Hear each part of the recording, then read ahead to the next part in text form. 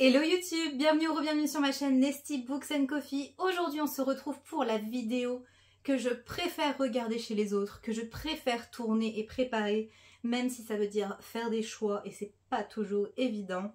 Il s'agit de mon top de lecture de l'année 2024. On arrive à la fin de l'année. Il est temps de dresser un classement. C'est très difficile. Ce que j'ai fait, c'est que j'ai pris toutes les lectures que j'ai notées au-dessus de 19. Donc entre 19 et 20. Et en réalité, il n'y a que le dernier qui a 20. Donc voilà. C'est un petit peu... C'est toujours compliqué de noter une lecture, je trouve. Mais entre 19 et 20, généralement, ce sont des coups de cœur. Et j'ai fait des choix. Et je vais vous présenter tout ça. J'ai pas réussi à descendre en dessous de 15 lectures. Il y a 15 lectures entre 19 et 20. Ce qui est énorme. Je suis trop contente. Et ben, on va pas traîner parce qu'il y en a beaucoup. C'est parti!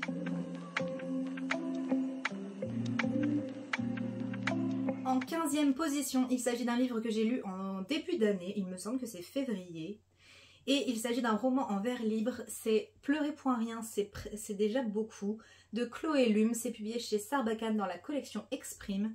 Et il s'agit d'un roman en vers libre qui parle d'une jeune femme, d'une jeune fille qui tombe enceinte et elle doit faire face à une décision. Est-ce qu'elle garde le bébé ou est-ce qu'elle ne le garde pas?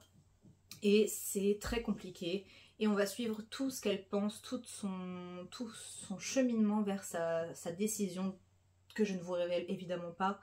Et j'ai trouvé que c'était un livre très juste, très beau. C'est un premier roman, il me semble. Chloé Lume n'a écrit que ça, ou en tout cas n'a publié que ça jusqu'à maintenant. Et vraiment, c'était une très très belle lecture. J'en ai un très beau souvenir et pourtant ça commence à dater. Mais c'était vraiment... une belle découverte. Après, je suis très sensible au vers libre, donc forcément j'ai apprécié, mais je vous le recommande grandement si vous aimez soit la thématique, soit les vers libres, parce que je pense que celui-là vous plaira. Le livre suivant est aussi un contemporain qui m'a énormément marqué, et vraiment c'est une lecture qui me laisse un souvenir indélébile et que je recommande vivement. Il s'agit d'Une dose de rage d'Angéline Boulet. C'est publié chez Nathan. Et il s'agit d'un roman où on va suivre une jeune femme, Donis, qui est à moitié autochtone et à moitié blanche. Elle vit donc aux États-Unis dans une réserve. Et un jour, sa meilleure amie va se faire abattre sous ses yeux. Et elle va comprendre que le nouvel élève avec qui elle s'entend plutôt bien, il s'agit d'un agent, un agent fédéral sous couverture et qui enquête sur ce qui se passe dans la réserve. Et c'est un livre qui m'a beaucoup fait penser à j'ai perdu le nom.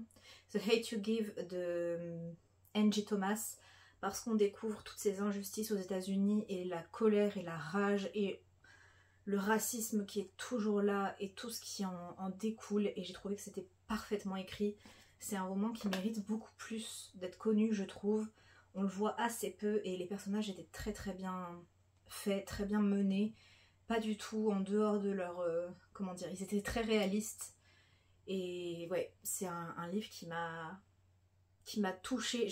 Il me semble que j'ai versé quelques larmes et qui m'a mise en rogne, vraiment. Moi, voilà, je pars au quart de tour dans ce genre de lecture, donc ouais, incroyable, je vous le recommande.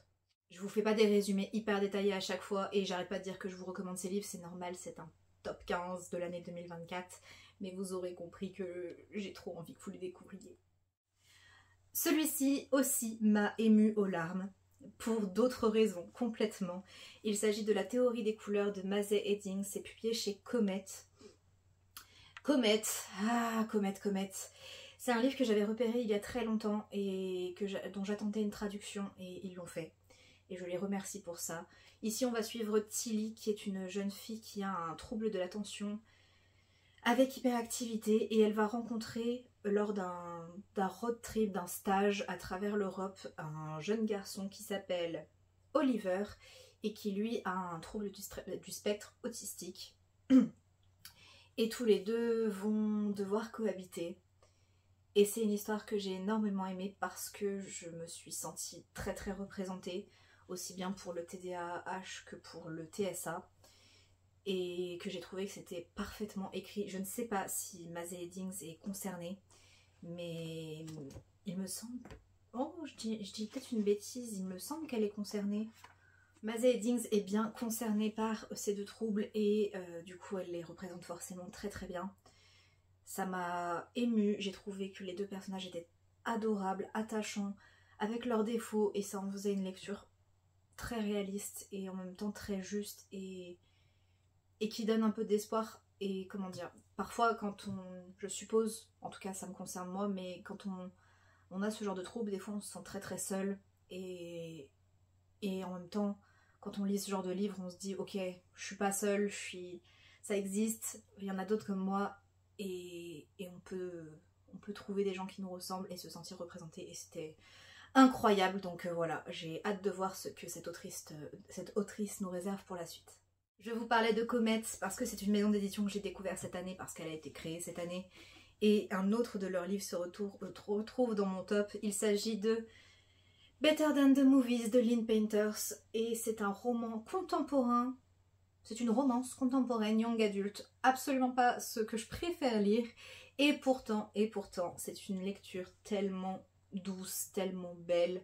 Ici on va rencontrer Lise qui est fan de comédie romantique, elle croit dur comme fer que l'amour se trouve comme dans les films, et du coup quand son meilleur ami d'enfance sur qui elle a toujours été elle a toujours eu un petit béguin pour lui revient, elle se dit bah forcément ils vont aller au bal de promo ensemble comme dans les comédies romantiques.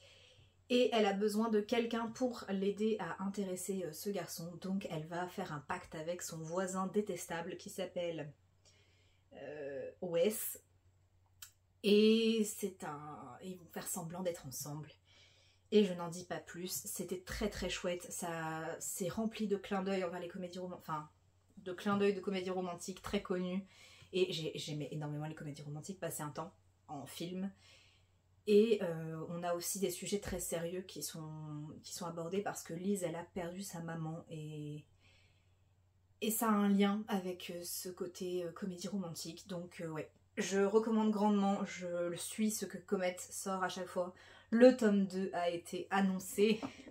Comment vous dire qu'il va être acheté et lu dans la minute parce que j'ai vraiment trop hâte de retrouver ces personnages. Un de mes premiers coups de cœur de l'année se retrouve évidemment ici aussi. Il s'agit d'Absolu, le tome 1, Les Mobilisés de Margot Dessen, c'est publié chez Big Bang et il s'agit d'une dystopie young adulte où on va suivre des adolescents qui sont envoyés dans ils sont envoyés pour affronter une bête. On est dans un monde où Varsovie a été... il n'y a plus personne dans la ville et il y a juste une bête qui circule. Et chaque année, on envoie énormément de jeunes, 100 personnes pour essayer de détruire cette bête. Et cette année, on va suivre plusieurs personnages. C'est un récit à multiples points de vue et c'est une dystopie vraiment avec ses... Alors, elle est originale, mais elle nous fait penser à toutes ces dystopies qu'on a pu adorer, parce qu'on est plusieurs à avoir aimé, du style Divergent, Hunger Games, Le Labyrinthe. Il y a vraiment un peu de tout ça et en même temps, c'est un univers très original avec ses propres codes. Et Margot Dessen, elle aime bien torturer ses personnages, je le dis à chaque fois, mais c'est vrai. Donc on souffre avec eux et c'était vraiment, je l'ai dévoré, j'ai adoré. Je me suis procuré le tome 2 à la suite et j'ai un peu moins aimé. Et vous verrez ça dans mon book haul, mais le tome 3 a également rejoint mes bibliothèques. Donc il va falloir que je m'y mette. Mais j'ai pas trop envie de quitter les personnages en même temps parce qu'ils sont vraiment très attachants. Je ne vous en ai pas encore parlé, mais ils se retrouvent quand même ici. Parce que c'est incroyable. Il s'agit de Nous de Christelle Dabos, publié chez Gallimard dans cette magnifique édition reliée. Et ici, on est aussi dans une dystopie. Voilà. Dans ce monde-là, tout le monde a un instinct. Et l'instinct, c'est quelque chose qui vous pousse à faire quelque chose d'autre, une action en lien avec cet instinct. Par exemple, vous êtes réparateur, quelqu'un passe avec un chariot cassé à côté de vous et vous vous sentez obligé d'aller le réparer. Et on va suivre plusieurs personnages qui vont se retrouver à communiquer, à devoir s'allier pour certaines raisons. Et vraiment, ce livre est hyper surprenant. On a un côté enquête au début et ensuite on a une autre partie où vraiment tout l'univers prend de l'ampleur et tout prend de l'ampleur. Et c'était vraiment très très bien écrit. Christelle Dabos, elle a un cerveau incroyable. Elle écrit des choses que j'ai du mal à suivre. J'ai retrouvé tout ce qu'il y avait dans La Passe Miroir, un univers bien développé, une plume incroyable, des personnages complets, avec leurs failles, avec leurs forces, et vraiment, incroyable. C'est particulier, mais je ne peux que vous le recommander. On va retourner aux larmes et aux livres qui m'ont bouleversée et qui... laissent une trace dans ma vie de lectrice et j'espère qu'elles laisseront cette trace très longtemps. Je vous parle de Mon désir le plus ardent de Pete Fromm. C'est publié chez Gallmeister dans la collection Totem, donc leur collection poche. Ici, on va rencontrer Maddie et Dalt, ces deux jeunes gens, qui vont se rencontrer autour de leur passion du rafting.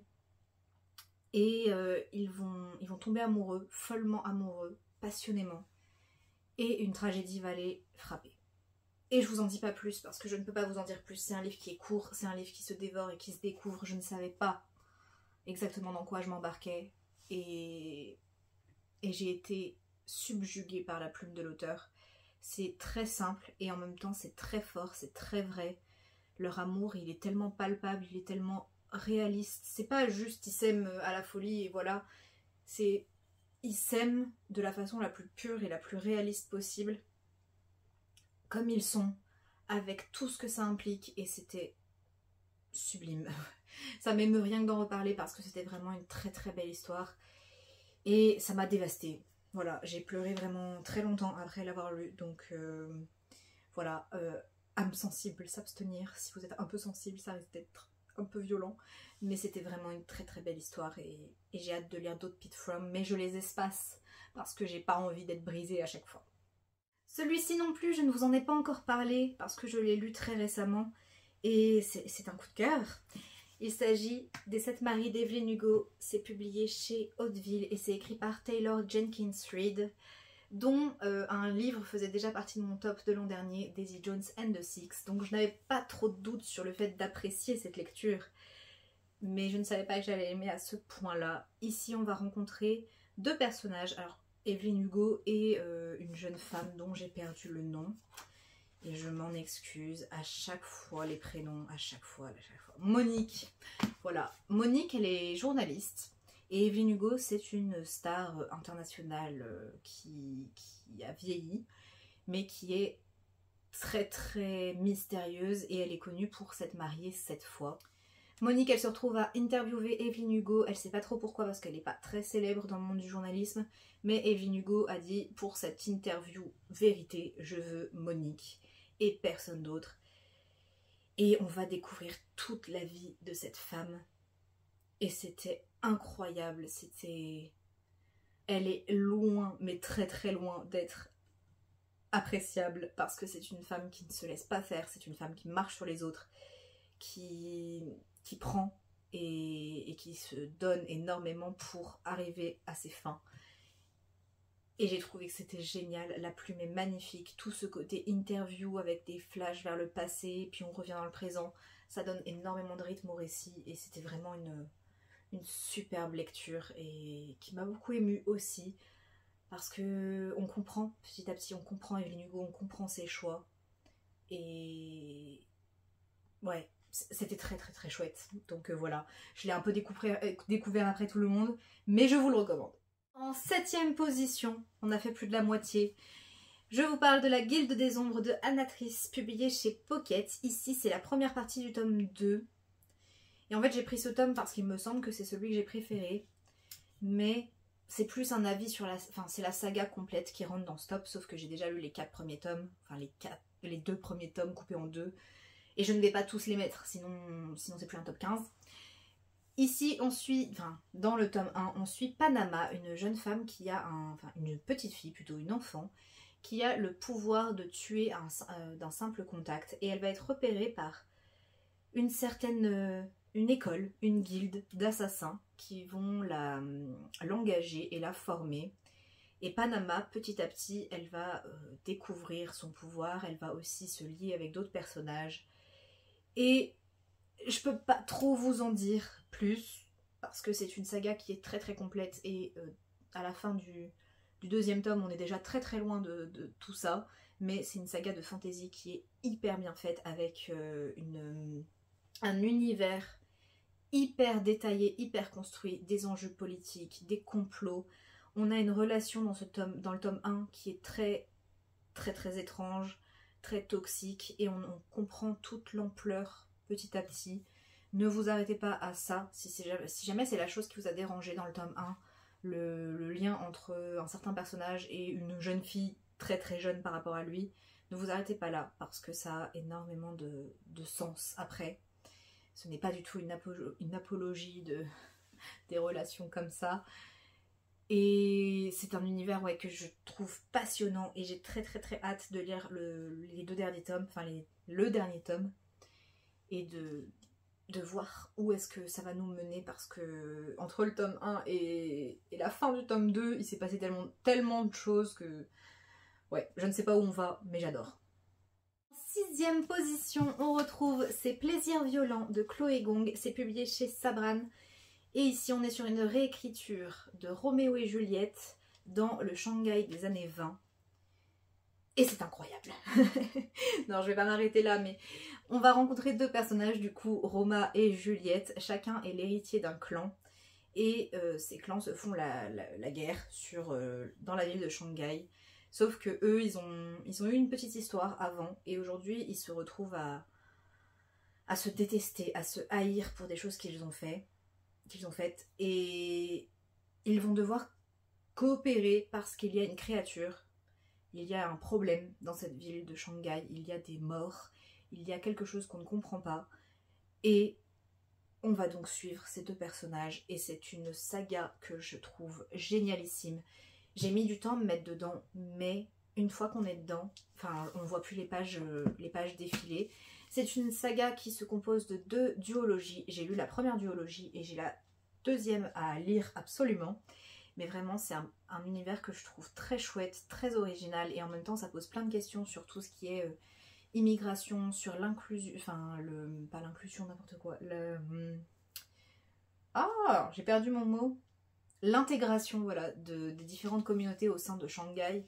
Et tout ce que cette guerre de gang va créer. Et les personnages sont glaçants dans un sens et hyper attachants dans un autre. Donc vraiment, c'est une très belle saga. Et j'ai hâte de lire la suite. J'espère que je ne serai pas déçue. Mais en tout cas, cette première duologie est une réussite énorme. Le 2e tome, je lui ai mis 18. Donc voilà, celui-là 19. Je vous laisse imaginer. On arrive au top 5. Donc on arrive vers les livres que je savais même plus comment les classer. Mais j'ai fait à peu près à ma sauce. Et on a de tout. On a de tout. On a plusieurs genres. Et le 5e, il s'agit de Yellowface de R.F. Kuang. C'est publié chez De Saxus dans la collection Ellipsis, car c'est un contemporain. C'est un thriller contemporain, je dirais. Et ici, on va suivre un personnage affreux. On va suivre Athéna, qui est... non, pas Athéna, n'importe quoi. Athéna, c'est... Oui. On va suivre June, qui est une jeune femme blanche, une écrivaine, aux États-Unis, et elle est amie avec Athéna, qui est une autrice chinoise. Et cette Athéna va décéder, voilà, et June va être témoin de la scène et va récupérer un manuscrit d'Athéna parce que Athéna a énormément de succès. C'est une autrice vraiment accomplie, elle est ultra célèbre. Et June, pardon, va récupérer son travail, le modifier et le publier. Et du coup, tout tourne autour de la question du plagiat, du vol et du monde éditorial aux États-Unis et de tout ce qui entoure l'appropriation culturelle, parce que Athéna travaillait sur un roman qui parle d'un morceau de l'histoire de la Chine, et et June n'est pas du tout concernée, mais elle va s'approprier la chose et on va la suivre tout le long. Et c'est tourné un peu comme un thriller parce qu'on sent la pression monter et qu'on se demande comment ça va se finir. La fin n'est pas forcément la chose la plus incroyable qui soit, mais par contre toute cette tension et tout ce mensonge dans lequel June va s'embourber et presque elle finit par croire à ses propres mensonges, et en même temps on la déteste parce qu'elle est insupportable et un peu raciste quand même. Et ouais, c'était... Ce livre était une claque, je ne m'attendais pas du tout à ça, en fait je m'attendais à rien du tout, mais j'ai trouvé que c'était incroyable parce que suivre un personnage qu'on déteste, c'est fort. Aimer suivre un personnage qu'on déteste, c'est très fort, donc waouh, waouh. S'en est suivi une petite obsession pour cette autrice, et du coup le livre suivant, il s'agit de Babel de la même autrice, R.F. Kuang, publié ici chez De Saxus. Et ce livre est très lourd. Ici, on va suivre un jeune garçon dont j'ai encore oublié le nom. Voilà, voilà. Robin Swift, qui est un jeune garçon chinois qui va être recueilli par un enseignant anglais pour rejoindre l'université d'Oxford et et être éduqué pour intégrer l'université d'Oxford et faire partie des traducteurs, parce que dans cet univers la traduction est très importante parce qu'on a un système de magie basé sur les mots et certaines langues sont puissantes pour certaines raisons. Et je vais pas essayer de vous expliquer l'univers de magie qu'il y a autour parce que c'est pas évident, mais on va suivre du coup tout cet apprentissage. Robin, il va rencontrer d'autres élèves, d'autres étudiants comme lui, qui ont été arrachés à leur pays pour devenir de parfaits petits Anglais, et il va commencer à remettre en cause tout ce qu'on lui a appris. Et on est dans cet univers un peu Dark Academia, dans cette université où tout est... où c'est sombre et un peu angoissant, et les liens entre les personnages se tissent, mais c'est parfois très compliqué de les apprécier et de les comprendre, et en même temps, R.F. Kuang, elle fait ça très très bien, comme dans Yellowface, c'est que parfois on n'est pas d'accord, mais on comprend vraiment pourquoi les personnages agissent comme ça. Pareil, la fin n'est pas ce que j'ai préféré, comme quoi les romans se terminent pas forcément comme j'aime chez R.F. Kuang, mais par contre pour tout l'univers, pour tout le questionnement qu'il y a autour de la colonisation, et du coup oui, du partage de la langue, j'ai trouvé ça génial. Je l'ai offert à mon frère qui a vécu en Chine et qui est passionné par la Chine et par l'histoire de ce pays. Et du coup j'ai hâte d'avoir son retour, j'espère que ça lui plaira et je vous le recommande si jamais vous n'avez pas trop peur, parce que c'est un peu lent et un peu long, mais c'était très très chouette et ça te pose beaucoup de questions et je trouve ça génial. Le top 3. C'était tellement difficile, mais en 3e position j'ai mis Silence Radio de Alice Oseman, publié chez Nathan. Ici on va suivre Frances, qui est une jeune fille assez solitaire. Et Frances, elle est passionnée par un podcast qui s'appelle University et qui est fait par un artiste qui s'appelle Silence Radio. Elle vit pour ce podcast, vraiment, elle est passionnée et c'est quelque chose qui la rassure énormément. Et elle va rencontrer quelqu'un, Aled, qui est un garçon avec qui elle va enfin pouvoir être elle-même. Et on va les suivre dans cette dernière année de lycée où ils vont devoir faire des choix sur la suite. Et parler de l'université et aux États-Unis c'est très compliqué en plus l'université, et on va suivre tout ça. Et c'est un roman qui est plutôt simple dans le sens où le postulat de base ne change pas, enfin n'est pas hyper original. On a ce côté podcast qui est très très chouette, ce côté artistique même, parce que Frances elle aime dessiner, mais on suit juste une bande de jeunes qui sait pas trop où ils vont. Mais Alice Oseman a réussi à mettre le doigt et les mots sur des émotions qui peuvent nous traverser quand on va à l'université, quand on cherche ce qu'on veut faire. Et je l'ai lu dans un moment où je ne savais pas exactement où j'en étais dans mes études. Et ça m'a énormément touchée et permis de comprendre certaines choses aussi. J'ai trouvé ces personnages très très justes et les réflexions qui se font très très vraies. Et en même temps c'est un bel espoir pour les jeunes, donc ouais, je vous le recommande. J'ai découvert Alice Oseman en roman par celui-ci, j'ai les autres à lire et j'ai vraiment très très hâte, mais celui-ci est ouais, une belle claque. Chaque année cet auteur se retrouve dans mon top, et je pense que ça va durer tant qu'il publiera des livres. Je vais en mettre un dans mon top à chaque fois. Vous vous doutez peut-être de qui je parle, parce que j'en parle tout le temps. Mais évidemment, en 2e position, j'ai mis L'Empire du Vampire, donc le tome 2, L'Empire des damnés, de Jay Kristoff, publié chez De Saxus. Parce que c'est incroyable, parce que Jay Kristoff, parce que la fantaisie de Jay Kristoff est incroyable. Ici, on va suivre, donc dans le tome 1, on va suivre Gabriel de Léon, qui est un saint d'argent. C'est un chevalier qui lutte contre les vampires qui ont pris le contrôle sur le royaume, dans cet univers. Et c'est un univers qui est devenu très très triste, très sombre, très glauque. Il fait tout le temps nuit et Gabriel, il fait partie d'un ordre où les chevaliers sont à moitié vampires. Et on comprend dans le tome 1 qu'il s'est fait capturer, que les vampires ont gagné, et on ne sait pas trop pourquoi. Et on va suivre tout l'apprentissage de Gabriel et toute son histoire à travers différentes temporalités. On va le suivre très jeune, on va le suivre plus vieux, et on va comprendre petit à petit. Dans cette suite, on suit toujours le même procédé. On alterne entre les temporalités. On a aussi de nouveaux points de vue qui m'ont un peu perturbée au début.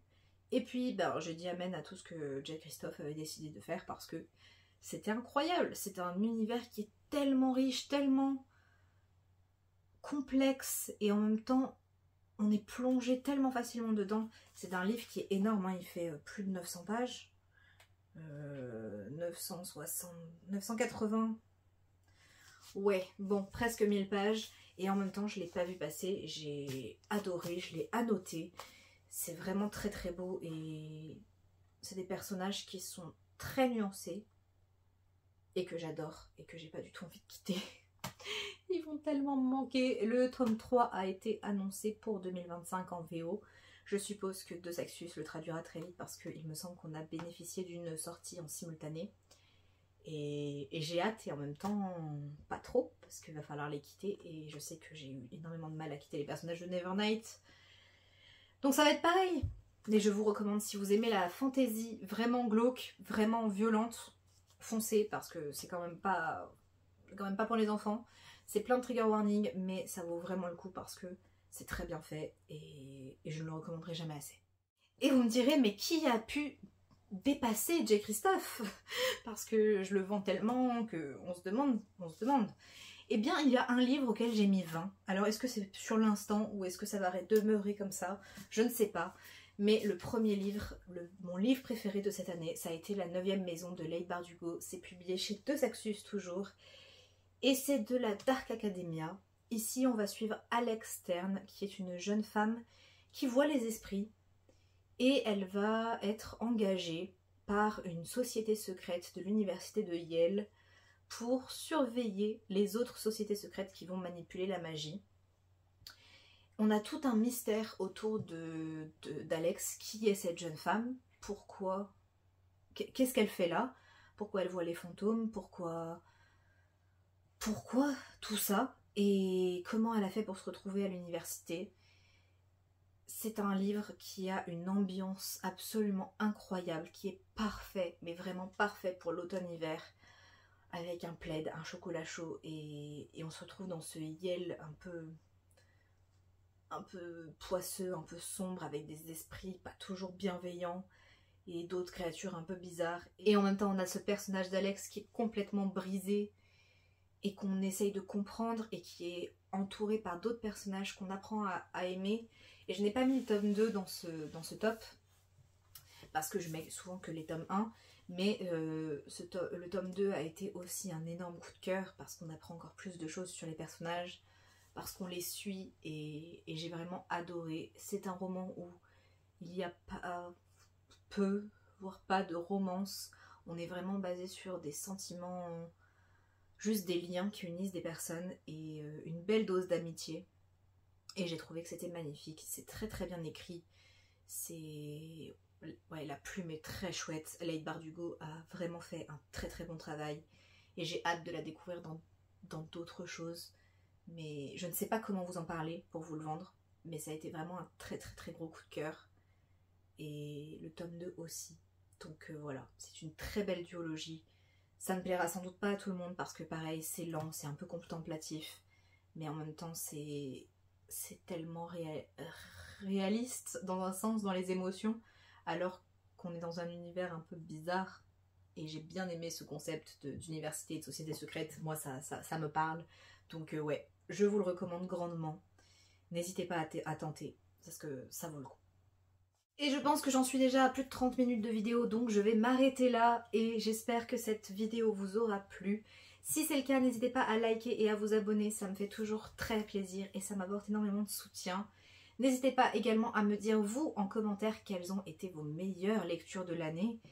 Est-ce que certains livres vous tentent? Est-ce que vous en avez eu certains qui vous ont vraiment marqué et que vous voudriez me recommander? Parce que je suis toujours preneuse pour de nouvelles recommandations. Vous pouvez aussi me parler de vos pires lectures, si ça vous amuse. Et si vous n'avez rien à dire, eh bien vous pouvez mettre un petit podium.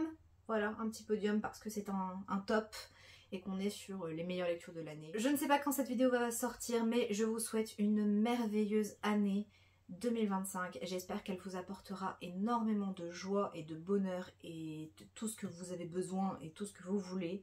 J'espère qu'elle sera très très bonne et que si 2024 n'a pas été très chouette, et ben voilà, on la met derrière, on passe à autre chose. Je vous souhaite le meilleur, je vous dis à très bientôt dans une prochaine vidéo et d'ici là, prenez soin de vous. Bye!